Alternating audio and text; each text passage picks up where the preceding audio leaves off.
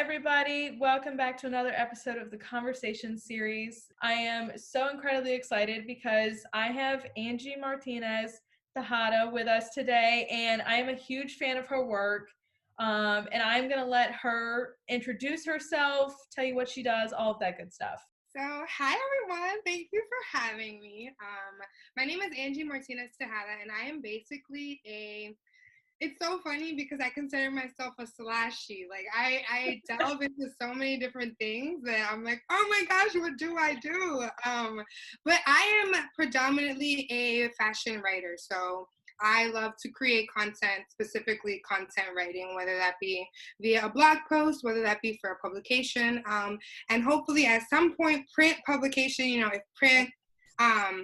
print work stays and we still have printed magazines, which I really hope we do, hopefully one day there. But aside from content writing and freelance writing, I create content on social media. So my handle is at Angie Martinez-Tejada. And basically I create fashion videos and beauty videos and sometimes lifestyle videos, but it's been a little while because of the whole climate. So I'm like, I really need to, I'm sitting on content and I'm like, I need to edit this. So in essence, that's who I am. I would say I'm a content creator / writer, / kind of like a publicist, sort of. But we're working on that. Something cool because I don't know if you know this about me. I went to ECU for 2 years. Oh, awesome. I thought you looked familiar, but I couldn't remember. Yes, I was there for 2 years and then transferred to NC State. Okay, what year were you there? 2015. Okay, cool. That's when I was there. I transferred to go Pirates. Still has a special place in my heart. Yeah, for sure. What did you get your degree in from ECU? So from ECU, I got my degree in fashion, merchandising, and consumer studies with a minor in communication studies. And then from FIT, I got my associate's degree in fashion business management. All the fashion. All the fashion. I just knew, like, when I was, I'm lucky enough to have known, I will, admit that, but when I was, like, applying for majors and thinking about what I wanted to do at, like, 17, 18, which is, like, kind of ridiculous, but luckily I was fortunate enough to know, like, dude, if I'm going to spend all this money on an education and do it for the rest of my life, I want to love it. Like, so, I mean, luckily I love it, and I know that's what I want to do. Yeah. I love the fashion industry because I think it's such an ever-changing industry. It's constantly evolving. And I think that creativity is so strong in the fashion industry that it's just, like I said, never ending. For sure. Yeah. When it comes to creativity and when it comes to self-expression, those are my two favorite things about the fashion industry. Like, I just love it. I'm so passionate about it. Like, I could literally talk about it forever, but I'll dial it back. Well, we'll jump into that real quick. What are your favorite, like, fashion trends? Oh my gosh. That is such a good question because I think that when you think of trends, they're very of the moment, right? So of the moment trends that I love are hard to adapt because of the current, if you were asking me this last year, I would be able to tell you, like, I love pops of color and I love the print, but because everyone's kind of at home, the trends that are emerging right now are like, matching athletic sets, like cute joggers, which I'm all about, but I'm such an expressive and like razzle dazzle that I'm like, man, like I want to wear, a two-piece dress, but where am I going to wear that to? So if we're speaking about things that I love, maybe like fashion elements, aside from like of the moment trends, I consider my style kind of like a mixture of really girly, but with a slice of edge, so I can't necessarily say girly, like you'll see me wearing a whole bunch of like flowers and like, but I am girly in terms that I love dresses, I love skirts, I love heels, but at the same time, like I love my sneakers, and I literally have been dressing myself in my dad's clothes since I was like in middle school. Very cool. That same like kind of edge to it, I love. Yeah, and it kind of wraps your style up too. I totally agree with you. It's like the tie-dyed matching sets and the loungewear, and that is like what everybody is wearing right now. Yes.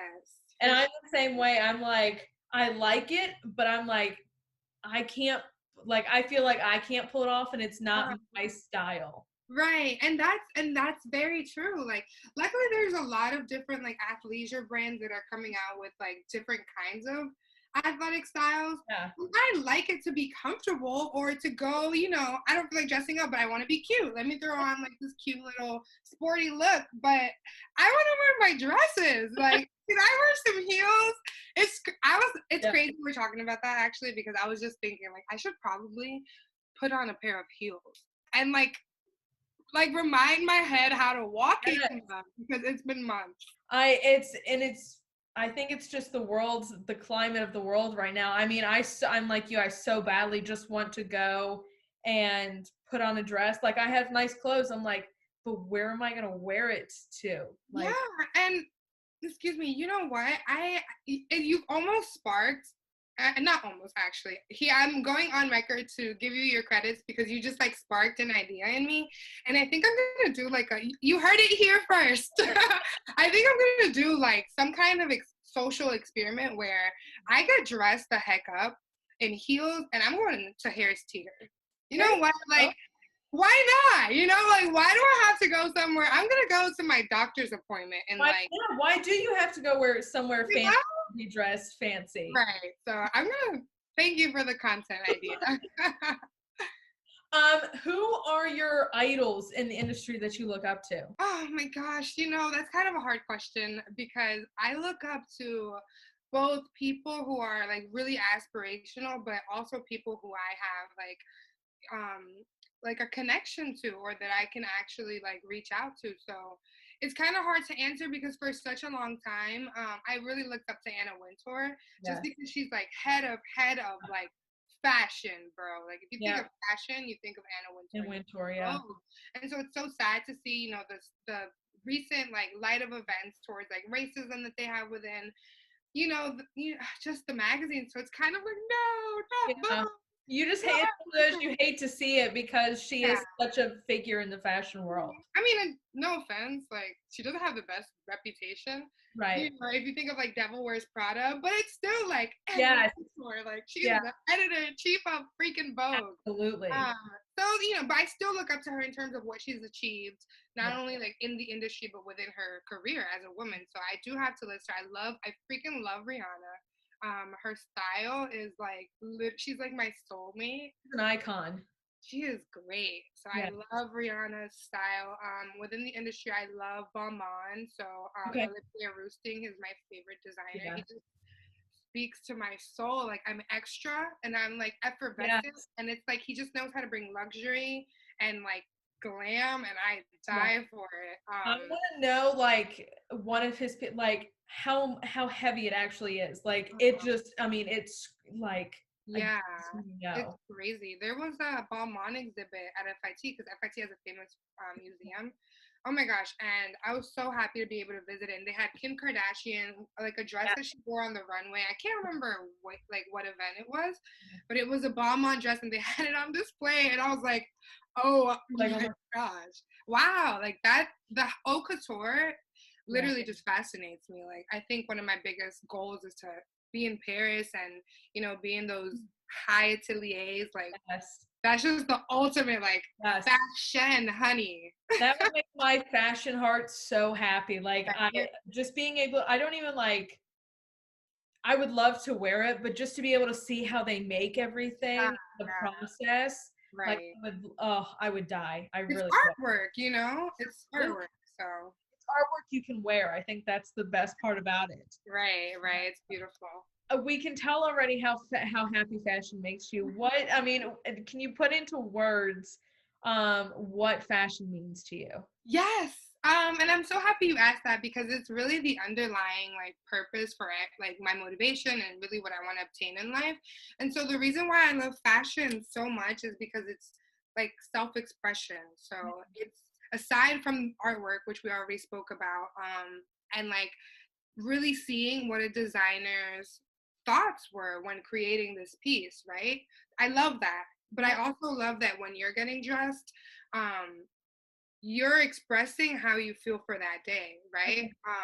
And for me specifically, it's like there's such a correlation. You can tell exactly how I feel by what I'm wearing, you know? So if you see me in my like joggers and my hoodie little combo with sneakers, Yeah. like I just feel like being comfortable today. And if you see me in like today I'm wearing like a dress and it's super flowy with Yeah. fringe, I feel free spirited today. So I love the fact that I can express myself. I love the fact that it can alter my psychology. So, like we Really. were talking about before, like I still was getting dressed, even working from home, because I was like, dude, like, like this, I feel like I'm always in relax mode if I'm, wearing no bra, let's face it, and a t-shirt and my hair's not done. Like, so I want to lay in bed, Yeah. So I have to like Yeah. really.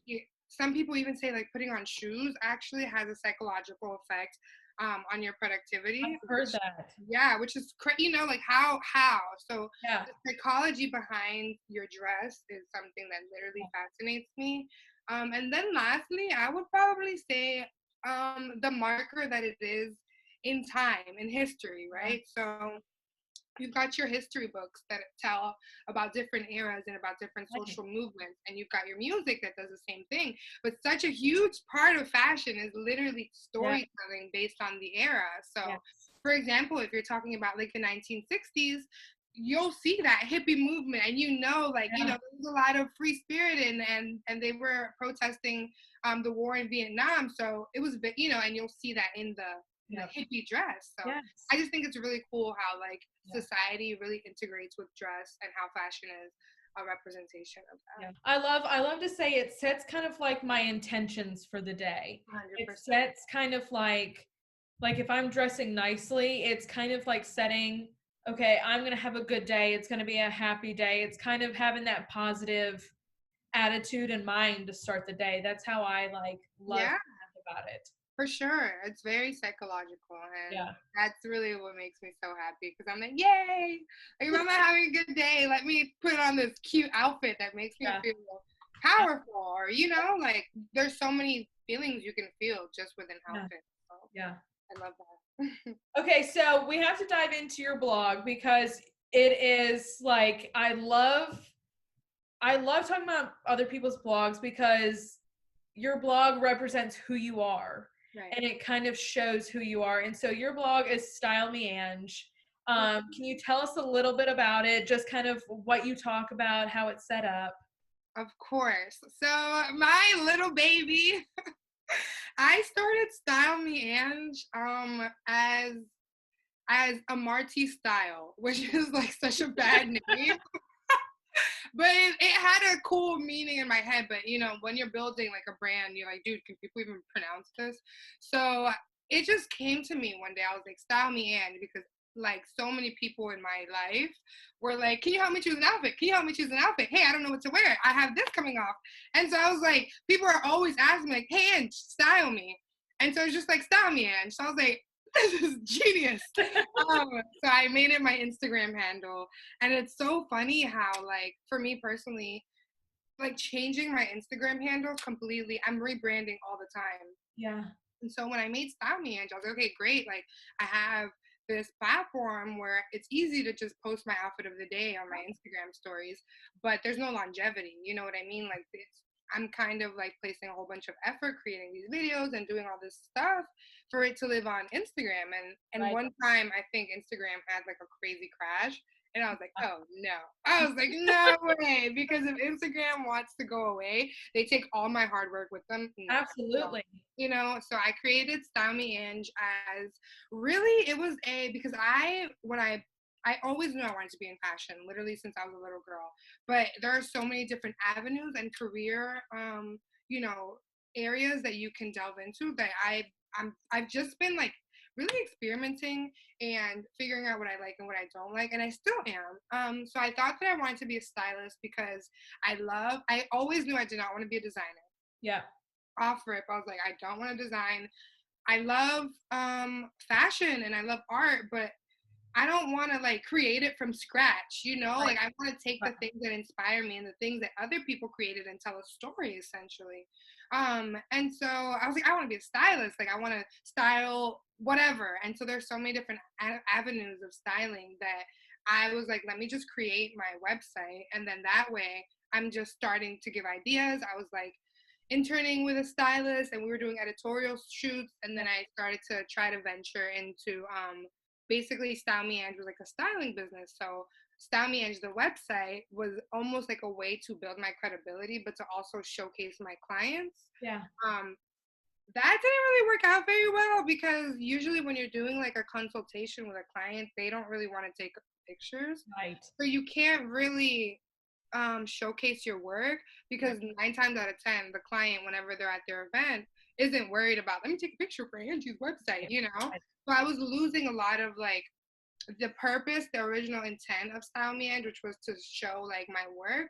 And so it started to merge into, I was like, I want to write about fashion and I want to, because I was getting so many questions about, oh, how do you style like, you know, a mock neck top, or how do you, I could never wear that. And I was like, no, but you can. Yeah. So it was kind of just, you know, to wrap up, a way for me to show people how they can, you know, wear certain trends or shop for their body type. Basically, like me creating information for people who looked up to my style or who because a lot of people were asking me. So it's like, let me just redirect you to my website. I think it kind of gives people a place where they can, like, I get it all the time. Oh, I can't pull this off, and I'm like, but you can do it with your own style. You can do it with your own favorite accessories, or you can do it with your shoes or whatever it may be. And I think like as long as you present to people like the basics of what you need, you're golden. 100%. I agree. Yeah. Yeah. Okay, so the biggest question I have about your blog, what I know you are such a planner, you are a creative person, you manifest so many things. Where do you want to take your Style Me Ange? Wow. That question hits the soul because I am deeply rooted in the transformation of my brand right now. So essentially, Style Me Ange is going to be completely rebranded. And it already started with my Instagram. Like I said, it always starts with my handle. And so the reason why I'm actually deviating from my page, because I love that at name. Like Style Me is catchy. So I'm like, dang it, I let go of that. So I'm just going to rebrand Style Me Ange into Angie Martinez-Tejada, which is who I am as a person. And the reason for that being is because I felt like Style Me Ange was kind of putting me in a box of I'm a stylist, right? And so as I'm deviating and just experiencing life and experiencing the industry real time, because I only graduated college in December 2018. So I've been out of college a year and a half, you know, and I think that while I'm a big proponent of college, I think that you really understand your industry and your field when you're in the field, you know? Absolutely. Yeah, so I think that as I've been in the field, I've kind of realized like I don't really want to style people. Not for nothing. Fashion is such a, as you can see, passionate part of my life that I feel like when I put my creativity in that, you know, and I have to cater to someone else who might not agree or who might have a different style, or I feel like I'm almost limiting, because you have to essentially make your service, when you provide a service, you are delivering what your client wants, right? And not that I can't work with my client, but a lot of the times people don't necessarily share the same perspective or taste or style, or don't see the vision, or don't have the confidence, whatever the case may be. So I was like, man, like, I like helping people, but I don't really want to put my passion in the hands of someone else. And so just with Style Me Ange, the blog, as I realized that, man, I love writing, I love creating content. I just don't want to provide the service of like, let me go into your house and choose your outfit, but I'll provide the information, I'll provide the stories, I'll provide the, you know, inspiration. And so as I started blog writing for Style Me Ange, I was like, you know what, I really love writing, and I've always loved writing, and I love creating this content, and I love communicating, and I love telling stories. So that's when I realized, especially after working for Pure Wild, that I loved editorial writing and I love content writing.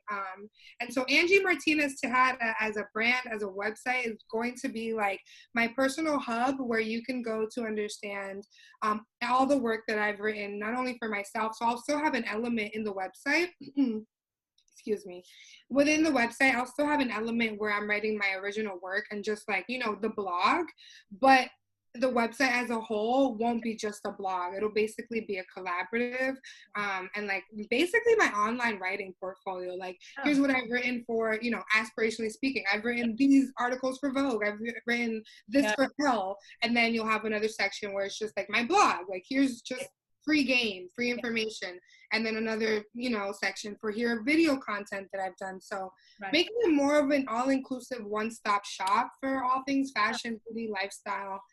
Because that's another limitation that I felt with Style Me And, where it was like, I love fashion, but I want to talk about beauty Right. too.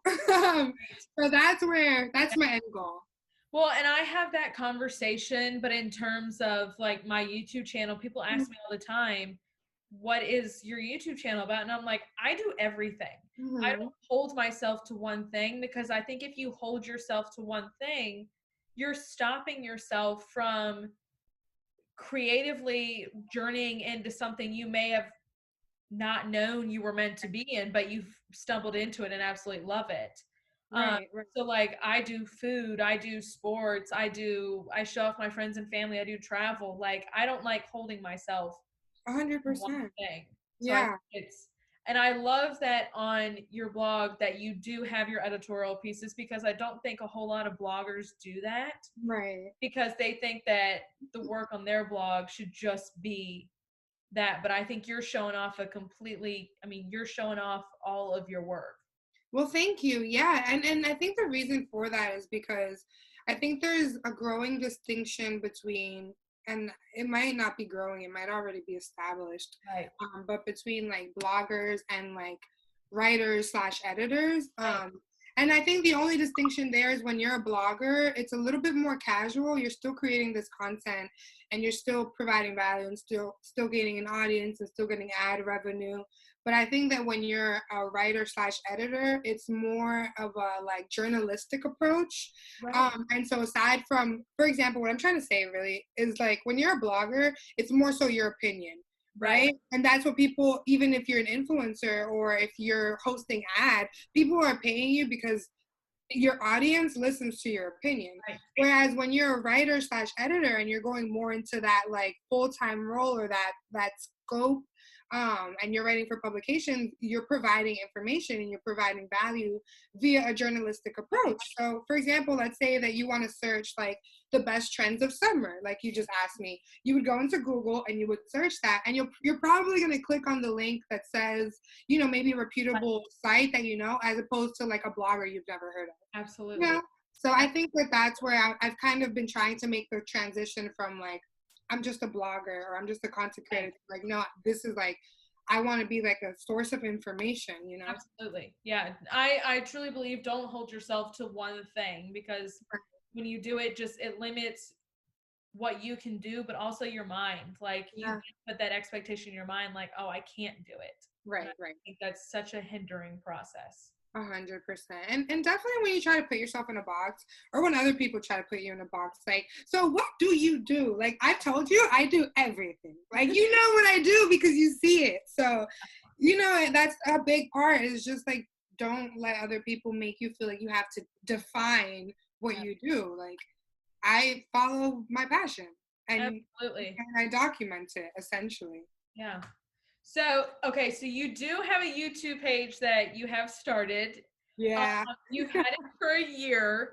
When we were talking back and forth, do you want to get back into YouTube? What do you want? Okay. Yeah, I do. And I've always wanted to get into YouTube. I just think that, I have really just put so much on my plate. And I'm like, why do you do that to yourself, Ange? So I think that with my YouTube, it's going like, I just need I knew that I wanted to do it. And with me, I believe more in like, obviously plan. I'm a Right. serial planner. Me too. But because I've realized that about myself, I also have like, and I listen to motivational speeches and stuff, and it's like, dude, sometimes planning so much is also a hindering thing, because Absolutely. you want to perfect it so bad. So I learned that about myself, luckily, a couple years ago, and I was like, okay, my YouTube, I've been saying I'm gonna do this, so I'm gonna do it, and I was pretty good at like, and I enjoyed making the videos, I enjoyed editing the videos, and like but it was just so time consuming. And I guess that I just put it on a back burner as I just juggle too many content avenues. Like I'm like, okay, my Instagram and my blog and my full-time job and like my content creation. And I'm trying to do work for other brands. So my YouTube just didn't become a priority. But as I'm rebranding and, I just think about, luckily, like I really check in with myself. I do self check-ins and I try to remember what the whole purpose is. Why am I doing all of this? So because, COVID has been a blessing, like honestly. So because the fact that I've been forced to sit the hell down, excuse my language, and like, dude, you can't, like, for me, it was like, okay, Angie, you could either like really make something out of this or you can let it crumble you. And so I got laid off from my editorial job. So I was like, okay, like I guess the universe is telling me like you need to hustle and do your thing. So now that I've gotten that clarity and time to sit and be isolated from outside thoughts or external factors, I know that my purpose is to provide information and to provide value and to provide inspiration. So with that comes my YouTube channel, and I'm like, okay, yes, I'm writing articles and I'm writing blogs and stories, but I'm also I like being on camera. I like communicating with people. So I need to incorporate YouTube as a vehicle of communication and just like restructure my strategy as opposed to, excuse me, using YouTube for like tutorials and stuff. I could probably do that on a different platform that people are more engaged in and use YouTube more long form like this, like interviews and things that people will actually want to be engaged in for 10 minutes. Because I realized, like, dang, like, I don't think people want to listen to me talk or, like, watch me change outfits for 15 minutes. I like doing that because I live through people. I'm like, yeah, like, I literally stay in my room with YouTube on my TV and I'm like, that is so cute. Like, when I watch hauls, but not everyone wants to do that. So, with my reincorporation of YouTube, it's just going to be more intentional and like really treat it as like a channel rather than like a platform, which I was doing before. And that's why I fell off. Yeah. And you do use Instagram, like the IGTV a lot. Like you do a lot of really cool small videos that you put out through Instagram. Right. And I like doing that. So I'm like, okay, I'm doing the same thing. I just need to be more, just use YouTube for what the audience and the consumer is using YouTube for, because I watch YouTube. Like I watch a lot of YouTube is low-key my professor. Like YouTube is like a professor. Like you can learn a lot of skills on there. So I'm like, me as a consumer, I'm using YouTube to learn. So me as a creator, I need to teach. Also, I think that for me personally, I just wasn't looking at YouTube as a community. In the same way that I was looking at Instagram as a community and Twitter as a community, even though my Twitter is in shambles. Like I have made and deleted my Twitter at least 3 times in my life because I keep falling prey to the funny stuff on Twitter and deviating from like the purpose. Like, but Twitter is so funny. Anyway, but YouTube is a community, so I think that I wasn't fostering the YouTube community. It was just like, oh guys, I have a YouTube video, go watch it on my Instagram. But within YouTube, I wasn't like, finding other YouTubers and collaborating with them. So I think that all takes a lot of time and energy, and I just need to reallocate it in the right places. Yeah. I think if anybody can do it, you especially can, because I just think you have like the creativity and like the total energy to just do it. Well, thank you. Thank you. Coming soon. 2021. That's far. It needs to be close. But I feel like at this pace, 2020 just needs to like it's flying by. We are at a whole nother level with 2020. Right. I want to talk about your work experience because we've talked about it a little bit, and I'm gonna read off what you've done from my notes. Okay. Because you have like, and it's been a 4-year span, and more of it's been in 2 years, which I think is like even more incredible. Wow, thank you. That's like really flattering to hear because I don't think about it like that. I'm like, it's been 2 years. But I mean, the things that you've done are pretty like, you've just continued to grow and continue to get into different facets of the fashion industry in terms of the content creation and like writing. Right. Okay, so this first one, I'm gonna try to pronounce the name correctly. You're a digital marketing coordinator at Acme Pong Enterprises It's hard. At Chimpong. at Chimpong. Yeah. You're an influencer community and campaign assistant at Born Majestic. You're an editorial assistant at Pure Wow. You're an e-commerce product coordinator with Versona, which love Versona and their company. You are an assistant stylist and a wardrobe stylist with Stacy Michelle, and you are a social media marketing intern at Elise Collective. Yeah. Oh my Yeah. gosh. And like what people don't know is like 2 years was a good chunk of all of that happening. Yeah, I guess it was. Crazy. Like, I am insane. Like, that's crazy. When like out of all of that, like what has it taught you? You know what? It's taught me a lot. Honestly, it's taught me from the beginning that if you want something, it's not Right. gonna get handed to you. You're gonna grind. And if you have that privilege, cool. Right. But the fact that the hustle, the journey to get whatever it is you want and said you were gonna do, that is where the beauty is, because Yeah. I literally started from nothing, and I still think I'm like starting from the bottom. Now we're here, like I don't think I made it at all, because I have so much more that I want to obtain. But yeah, it's taught me that you gotta go for it, regardless of anything. Like regardless of the money, regardless of the location, regardless of who you don't know, regardless of if you're scared, regardless.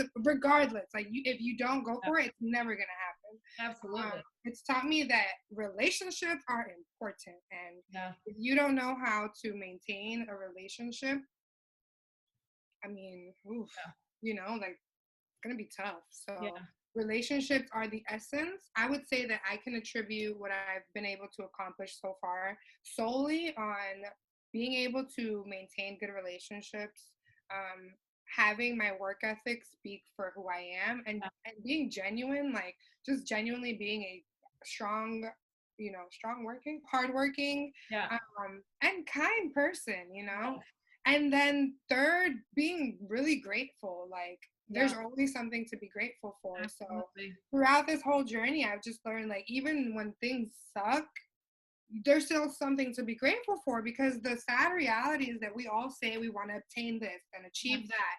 But it's like once you get handed, that's why I say be careful what you wish for, because once you get what you wish for, like what you want.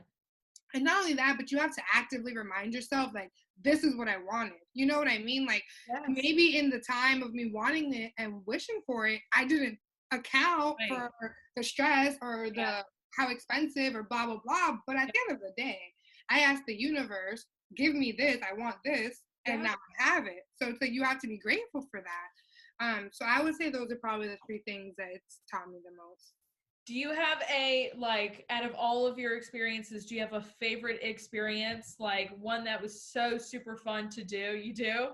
Yeah, and it just happened. Like, in February I'm like in such a dreamy state, because I'm like, whoa, that really happened.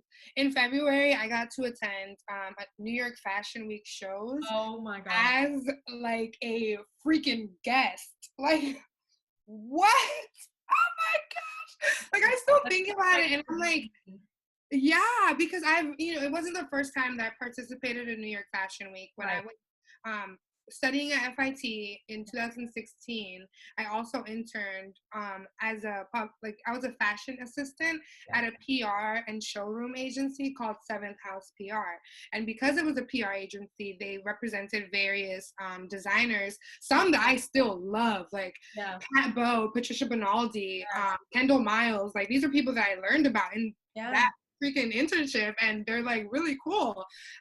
But when I was in that internship, I was able to like attend Fashion Week as a PR assistant. Like, I was an intern. So, you have to, fashion people, think about how glamorous it is, but it's a very lucrative industry, and it's exhausting. And if you don't love it and have a lot of passion for it, like, it's easy for you to not want to be in it. So as an intern, it was like, oh my gosh, and it was freaking February. It was snowstorming. I'm talking like 40 feet, and I'm having to get on the train. Like Yeah. it's kind of dreadful. And you're gonna be there 12 hours and be Yeah. backstage and hot and sweaty, and people are yelling and screaming at you. But it's for the love of the game. So if you love it, you're like, yeah. But if you don't love it, you're probably like, bro, like, I don't want to do this. But I love to say if you love it, you grind for it. Like you have to, yeah, right. And so that was my first experience with Fashion Week. But this time around, working for Pure Wow, I like love the fashion director now. Shout out to you, Dina. But she's now the fashion director. But she was so gracious and just like amazing and supportive. And she was like, hey, Angie, like there's, because, you know, as a fashion editor, you're getting invited to these shows because your role at the show is to A, support the designer and support the fashion community, but B, also if you love something and you're a fashion editor, write about it. That's where you see like these shows recapping like a Marc Jacobs or Absolutely. whatever. So she was like, hey, Angie, like whether a show was just too late or she just, because you get so many invitations during Fashion Week, and she would just transfer them to me. And so I like got to attend Fashion Week as a representative of Pure Wow, and it was surreal. Like, oh my gosh. Did you have like a huge like fashion moment where you're looking at your closet and like all these creative ideas, you're like, what can I put together to wear? You know, I'll be honest, my creative moments, my like sparks come in two forms. So yes, when I'm getting dressed, like it's so funny you say that, because when I was younger, before my mom realized that she had a fashionable daughter, she would be in my room while I was getting dressed, and that's a creative moment for me. Like I'll just look at something and I'm like, why not? Like I love to mix and match, and essentially like that's where my outfits come out of. Like this is missing something. Like let me see this, and it could be horrible or it could be really cool. And so when I was getting dressed with my mom when I was younger, she'd be like, "You're gonna wear that with that," and I was like, "You need to leave because you're stunting my creativity." But that was like one way that I would have those like aha moments, is if like I was like, "Oh my god, these snake boots with this polka dotted dress might just be really cool." Like I think that I take opportunities that are unorthodox or ugly. A lot of the times I've bought ugly stuff because I'm like, it's a challenge, you know. I'm like, I wonder how I could make this look good. And so I've been told a lot of times like by family members and friends, like I would never wear it, but I know you're gonna find a way to wear it. And I'm like, I'm glad you know that, because that's the goal. Like I want to look at things that people would be like, ew, and then like make people be like, how did you make that look good? That's my aha moment. Like, aha. The last thing I want to ask you, I love asking this question to everybody who comes on here. I want to know what what is the ultimate dream of where you want to go, where you want to be? I love when I get asked that question because it reminds me to think about it. I think my ultimate goal is to be a person that other people after me can look at and say like, whoa, like there's representation in that industry. Like here's a Black Latina, which people don't even know exists. Like, so it's two different communities. Like it's all right, there's a person of color in a fashion industry, but she's also Latina. Like, whoa, you know, so being able to be that, like, in the same way that like Anna Wintour was so inspiring to me and aspirational to me when I was, you know, 10, 11, because she was the top tier of the fashion industry. I want other little girls to look at that, but not have it be someone that looks nothing like them. Like I want them to be like, oh my God, because you relate, you know, you can't be what you can't see. Right. And so when you can see that and you know, it looks like your mom, it looks like your sister, it looks like you can picture yourself being that person. So absolutely. I just want to bridge the gap and just show people that like it doesn't matter, because I got told so much in my life, like fashion, like you sure you don't want to do something a little like I don't. I want to do fashion, and I'm going to show you that I'm going to be very successful. So. Prove them wrong. Exactly. I have to. I love when people underestimate me or say I can't do anything, because I turn around and I look at them and I'm like, watch me do it. It's so funny you say that, because I was actually having that conversation this morning, and it's like it's the biggest ecstasy. Like, please please Yeah, underestimate. like, please tell me I can't do it. Yeah, that's Like, the score, and it's like, tell me I can't, and I'll prove you wrong. yeah, It's like I've just adapted that my whole life. Like, tell me I can't, yeah. and it's game on. Like, Unless I'll it's prove like you. sit in a box with snakes, and I'll look at you and be like, I can't do that. It's not that I can't. It's that I will not. Yeah, Like, I people, refuse. there are limits on some things. But yeah, I love when people tell me, and I'm like, you're gonna be proven wrong, and I'm gonna love Like, you. watch me. Yeah, yeah, I love it. I want to thank you again, Angie, for coming on here and talking. Like, I absolutely loved this, and I love your perspective on life and the industry. And so I thank you so much for coming on Of here and course. Thank talking. you so much for having me. I Yes, had I a great can't wait to see how you rebrand. Oh, Looking. you're in for a treat. But I want you guys, all of Angie's socials is going to be linked down below. So I want you guys to go follow her. She posts content all over from fitness to fashion. And I love it. So please go give her a follow. And if you liked this video, please give it a big thumbs up, subscribe down below for more episodes to come. And I will see you guys back here next time. Bye, everyone. Have a good day.